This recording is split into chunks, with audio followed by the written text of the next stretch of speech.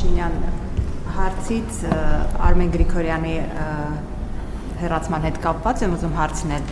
Տեսեք, դուք ասում եք, մենք ձեր մասին ավելի շատ գիտենք, երբ որ ինչ-որ պաշտոնյա հեռանում է, մենք ակնկալում ենք, որ բացատրություն պետք է լինի։ Օրինակ, ինչու եք հեռացրել, ինչ է եղել պատճառը, ես ստիպված չկա պատճառը, հաշվետվողականություն չկա կառավարության կողմից, մենք ենք փնտրում, պատճառներ գտնում, հասկանում ենք ինչ է տեղ ունեցել։ Օրինակ, Արմեն Գրիգորյանին ինչ եք հեռացրել, ինչու է պաշտոնազրկվել, դժգոհ եք իր աշխատանքից, ինչ որ խնդիրներ կար, սա առաջին հարցը, եւ ձեր հայտարարությունը ասում եք ԵԱՏՄ խնդիրները բխում են եռագլուխ կուսակցությունների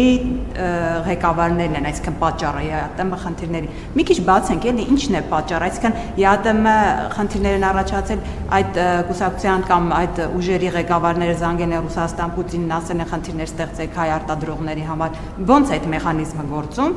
եւ բուն հարցը դուք ԵԱՏՄ նիստին եմ ուզում անդրադառնալ, գնացիք եւ խոսեցիք այն մասին, այն խնդիրների մասին, որը Հայաստանում ներկայացրել էիք, որ խնդիր կունենա նաեւ ԵԱՏՄ այլ երկրները։ ԵԱՏՄ այլ երկրների ղեկավարները նստած են, բոլորը անհաղորդ են ձեր այդ հայտարարությանը, որևէ ձևով չանդրադարձան, այսինքն նրանց չի մտահոգում ձեր նշած այդ փաստարկները, այսինքն իրենք խնդիր չեն տեսնում, որ այ ԵԱՏՄ-ի հետ կապված Հայաստանը խնդիր ունի, ինչ որ բարի իրենք էլ կունենան։ Սա ինչ է նշանակում, պարոն Փաշինյան, արդյոք իրականում խնդիրը ոչ թե ԵԱՏՄ-ի մեջ է, այլ խնդիրը մեկ այլ տեղ է եւ արդյոք դուք փորձել եք ռուսական կողմից, որտեղ մեզ համար պարզվում է ԵԱՏՄ-ն զուտ ռուսական շուկան է։ Արդյոք Ռուսաստանի պաշտոնյաները ինչ որ ձևով բացատրել են, թե կամ ձեզ դուք ասում եք ակնկալում եմ, որ էքսկլյուզիվ հարաբերություններ պետք է լինեն։ Դուք բացատրել եք եւ ընկալում կա ամեն դեպքում, որ այդ էքսկլյուզիվությունը այլևս չի լինելու։ Ինչ են անդադ իրենք կրկնում, որ դուք պետք է հարակվե անեք, որպեսզի իրենք հասկանան այդ էքսկլյուզիվը վերածվել է թե ոչ։ Բայց անկեղծ ասած ես զարմացած եմ հատկապես ձեր վերջի հարցի վրա, որովհետեւ այդ թվում ԵԱՏՄ ելույթում ես այդ հարցերին անդրադարձել եմ։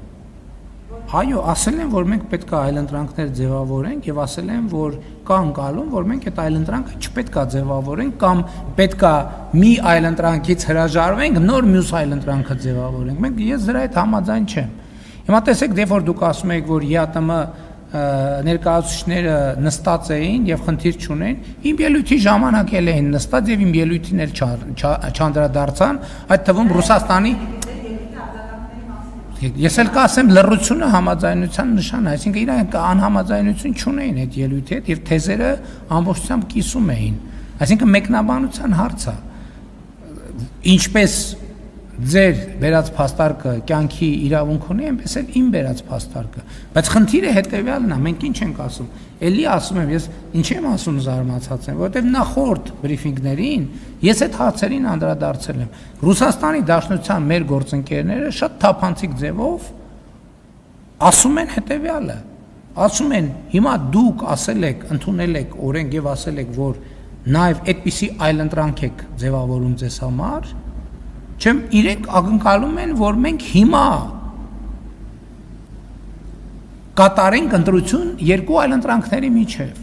Մենք ասում ենք, եւ ես էլ իմ ելույթում յատում, ասում ենք, մենք քանի դեռ այն երկրորդ այլընտրանքը ձևավորված չի, մենք չենք կարող ընտրություն կատարենք։ Եվ իմ ամբողջ ելույթը ԵԱՏՄ-ի դրան էր նվիրված։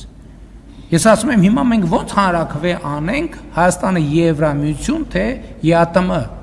որովհետև հանրաքվե անելու համար պետք է նախընտրական քարոզարշավ անել, չէ՞։ Այդ նախընտրական քարոզարշավի ժամանակ մարդիկ հարցեր են տալու, չէ՞։ Այդ երկրորդ այլընտրանքը գոյություն չունի։ Եվ մենք հանրաքվե ապագայում անպայման կանենք, բայց դա տեղի կունենա այն բանից հետո, երբ որ մենք պաշտոնապես առնվազն նախ մենք ինստիտուցիոնալ առումով որոշակի նախապատրաստական աշխատանքներ արած լինենք, երկրորդն էլ դիմաց լինենք Եվրոպական միությանը անդամակցության հարցով, պաշտոնապես դիմաց լինենք, որ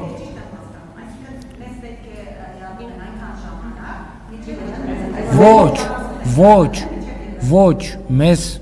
եւ ԵՄ-ն եւ ԵԱՏՄ-ն հավասարաչափ եւ հավասարապես պետք է այնքան ժամանակ, մինչև մենք մեր հանձնառությունը այլընտրանքներ ձևավորելու կատարած կլինենք եւ մեր ժողովուրդը ընտրություն կկատարի նրանցից որևէ մեկի օգտին։ Իմիջիայլոց կարա ընտրությունն ուրիշ ընտրությունն կա։ Այս մենք երկուսը նշում ենք, կա երրորդ ընտրությունը, որ կարող է երրորդ նախաձեռնությունը լինի ոչ ԵԱՏՄ, ոչ ԵՄ, ոչ են ենք ուզում, ոչ են ենք ուզում։ Բայց իսկ ով ասել, որ բոլորը պարտադիր ինչ որ տեղ գնում, կարա այդ երրորդ տարբերակն էլ լինի։ Իմ խնդիրը հետևյալն է, եւ ես ասում եմ, իհարկե ասում եմ, որ ԵԱՏՄ հայտնի ղեկավարի ասածը տենց ինչ որ դեր ունեցել է, բայց խնդիրն են չի, որ մի քաղաքական գործիչ մի բան է հայտարարել, Հայաստանի Հանրապետությունն էլ դրան արձագանքում է, այսպես ինչպես ընդունված է ասել, over react է անում։ Խնդիրը այդ ելույթը չի։ Խնդիրը այդ ելույթի տակ ընկած ընկալումն է, որը ի վերջո մենք պետք է հարգելի գործընկերներ իրար աչքերի մեջ նայենք եւ ասենք այն, որ այն ինչ որ Բելարուսի նախագահ ասել է, դա եւ Եվրասիական տնտեսական միության անդամ մի շարք երկրների ընկալումն է Հայաստանի Հանրապետության մասին, խորը ինստիտուցիոնալ ընկալումը, եւ դա անհարգալից ընկալում է։ Եվ այդ ընկալումը ինչի վրա է եղել։ Այդ ընկալումը եղել է հիմնված է եղել նրա մասին, դե որ Հայաստանը դե Ղարաբաղի կոնֆլիկտը կա, Ադրբեջանի հետ կոնֆլիկտը կա,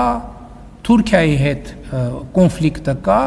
այդ թշնամությունները անհաղթահարել են, ուրեմն իրենք փախնելու տեղ չունեն։ Իրանց ոնց ուզենք դենց կարանք վերաբերվենք։ Բայց ինչի է այս խոսակցությունը բացվել խաղաղության միջավայրում եւ խաղաղության պայմաններում։ Բա որ ես ասում եմ, որ Ղարաբաղի հարցը լծակ էր, բարաներ կամ թոկեր կամ թակարդ էր, ես բառեր ասեցի տենց ամեն բառ իր արձագանքին, բայց ինչ նկատի ունեի։ Հենց սա նկատի ունեի։ Հայաստանի ժողովուրդը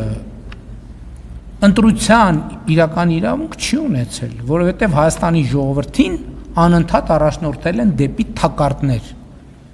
Հիմա մենք ուզում ենք Հայաստանի ժողովրդի համար ստեղծենք այլընտրանքներ, որպեսզի ժողովուրդը ինքը ընտրի, կընտրի ԵԱՏՄ-ն, ուրեմն կլինենք ԵԱՏՄ, կընտրի ԵՄ-ն, բայց պետք է այդ ընտրությունը հասունացած լինի, որովհետև մենք չգիտենք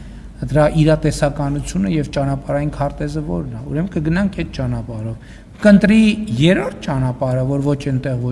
ուրեմն կընտրի այդ ճանապարհը, բայց նույնիսկ այսօր մենք չենք դադարում 4-րդ այլընտրանքի շուրջ մտածելու, 5-րդ այլընտրանքի շուրջ մտածելու, որովհետև չպետք է լինի որևէ իրավիճակ, երբ որ որևէ մեկը ասի, որ Հայաստանը գնալու տեղ չունի, Հայաստանը ոչ մեկին պետք չի։